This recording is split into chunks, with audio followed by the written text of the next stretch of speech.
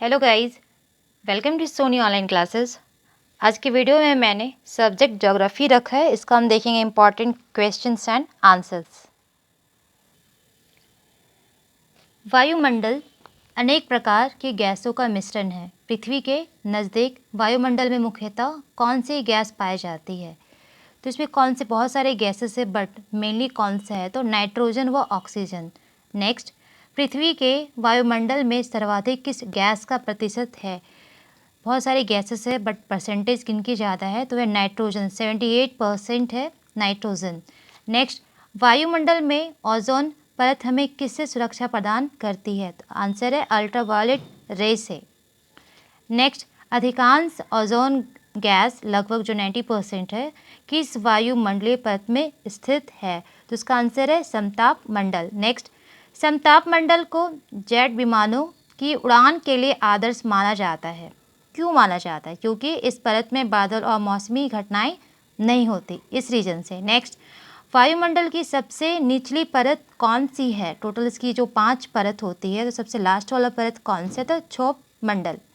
Next, वायुमंडल से गुजरने वाले सूर्य ताप का कितना प्रतिशत पृथ्वी की सतह पर प्राप्त होता है? तो आंसर है 51%। नेक्स्ट, जब धरातल से प्राप्त ऊर्जा का स्थानांतरण एक स्थान से दूसरे स्थान पर ऊर्ध्वाधर गति से होता है तो उसे क्या कहते हैं? तो आंसर है संवहन। नेक्स्ट, साफ रात यानी रात पूरी जब क्लियर होती है, साफ रात मेघी रातों की अपेक्षा अधिक ठंडी होती है। क्यों? क्या रीज़न है? तो इसका रीज़न है विकिरण के कारण। नेक्स्ट, पृथ्वी के वातावरण की सामान्य ह्रास दर कहाँ 0 डिग्री सेल्सियस तक गिरती है? तो आंसर है आयन मंडल के ऊपरी हिस्से पर। नेक्स्ट, वायुदाब प्रायः सर्वाधिक होता है जब वायु होती है क्या? ठंडी और शुष्क। नेक्स्ट, वायुदाब में अचानक आने वाली कमी निम्न में से किसका सूचक होती है? तो इसका रीज़न है तूफानी मौसम। नेक्स्ट, सामान्य वायुदाब कहाँ पाया जाता है? तो सागर तल पर पाया जाता है। नेक्स्ट, उच्च दाब क्षेत्र से भूमध्य सागर की ओर चलने वाली पवनें होती है, व्यापारिक पवनें। नेक्स्ट, डोलड्रम क्या है? तो ये डोलड्रम क्या होता है? तो ये उष्णकटिबंधीय पवन पट्टी होती है। नेक्स्ट, मध्य अक्षांश क्षेत्रों में दैनिक परिवर्तन होने का क्या कारण है? तो आंसर है चलन। नेक्स्ट, समुद्री समीर, ये समुद्री समीर कब बहती है? तो दिन के समय बहती है। नेक्स्ट, समल जो एक स्थानीय व उष्ण पवन है कहाँ पाई जाती है? तो आंसर है मेसोपोटामिया। नेक्स्ट, पछुआ पवनें जो बहती है भूमध्य रेखा के 30 डिग्री से लेकर 60 डिग्री उत्तर दक्षिण अक्षांश रेखाओं के मध्य है। नेक्स्ट, रोरिंग फोर्टिज शब्द किसके लिए प्रयुक्त होता है? ये जो शब्द है किस लिए यूज़ करता है? तो ये सशक्त समुद्री हवाएं उनके लिए यूज़ होता है। नेक्स्ट, पृथ्वी पर उच्चतम तापक्रम रिकॉर्ड किए जाते हैं तो आंसर होगा 20 डिग्री उत्तरी अक्षांश पर। नेक्स्ट, एड्रियाटिक समुद्र के पूर्वी तट के क्षेत्र में पर्वत से नीचे आने वाली ठंडी व शुष्क वायु को क्या कहा जाता है? तो आंसर है बोरा। नेक्स्ट, सहारा मरुस्थल से उत्तर पूर्व दिशा में बहने वाली गर्म व शुष्क हवा को क्या कहा जाता है? तो आंसर है हरमटन। नेक्स्ट, क्षोभ मंडल की ऊपरी परत में बहुत गति से चलने वाली संक्रांत नालिकार व विसर्पी पवन प्रवाह को क्या कहते हैं? तो आंसर है जेट प्रवाह। नेक्स्ट, आर्द्रता परिणाम किसका है? तो ये हवा में नमी की उपस्थिति का परिणाम है या होता है। नेक्स्ट, वायु के प्रति इकाई भार में जल वाष्प के भार को क्या कहा जाता है? तो आंसर है विशिष्ट आर्द्रता।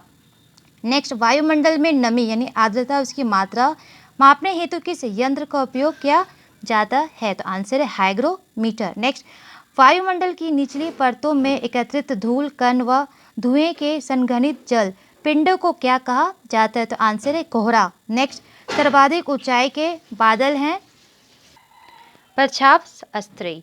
नेक्स्ट, किन बादलों का आकार समतल व सिर से गुंबदनुमा होता है? तो आंसर है कपासी बादल। वह स्थान जो समुद्र तट से दूर अवस्थित है परंतु संघनन से कपासी मेघ बनाते हैं जिससे घनघोर वर्षा होती है, यह किस प्रकार की वर्षा का उदाहरण यानी एग्जाम्पल है? तो ये आंसर है संवहनीय वर्षा। नेक्स्ट, वर्षा का व्युत्क्रमण किससे संबंध है? तो आंसर है पर्वतीय वर्षा। नेक्स्ट, दृष्टि छाया प्रभाव किससे संबंध है? तो ये पर्वतीय वर्षा उससे रिलेटेड है। नेक्स्ट, जब केंद्र में दाब कम होने पर बाहर की ओर दाब बढ़ता जाता है तो इस अवस्था में हवाएं बाहर से अंदर की ओर चलती है, इसे क्या कहा जाता है? तो इसका आंसर हुआ चक्रवात। नेक्स्ट, चक्रवातों की उत्पत्ति से संबंध में ध्रुवीय वाताग्र सिद्धांत का प्रतिपादन किसने किया था, यानी ये थ्योरी किसका दिया हुआ है? तो आंसर है विल्हम बैंकनिज उनका दिया हुआ है। नेक्स्ट, चक्रवात में वायु के चलने की दिशा उत्तरी गोलार्ध में डैश होती है, घड़ी की सुइयों के विपरीत होती है। नेक्स्ट, उष्णकटिबंधीय चक्रवात में सर्वाधिक सशक्त पवन कौन सा है? तो आंसर है पृथ्वी की सतह के निकट होती है। Next, tornado. तो टॉर्नेडो क्या होता है? तो उस कटिबंधीय चक्रवात उसे टॉर्नेडो कहा जाता है। नेक्स्ट, उस कटिबंधीय अक्षांशों में दक्षिणी अटलांटिक व दक्षिण पूर्वी प्रशांत क्षेत्रों में चक्रवात उत्पन्न नहीं होता है, तो इसका क्या कारण, इसका क्या रीज़न है? तो समुद्री पृष्ठों के ताप निम्न होते हैं, यही इसका रीज़न है। नेक्स्ट, जब केंद्र में दाब अधिक होता है तो हवाएं केंद्र से बाहर की ओर चलती है, तब इसे क्या कहा जाता है? तो आंसर प्रति चक्रवात।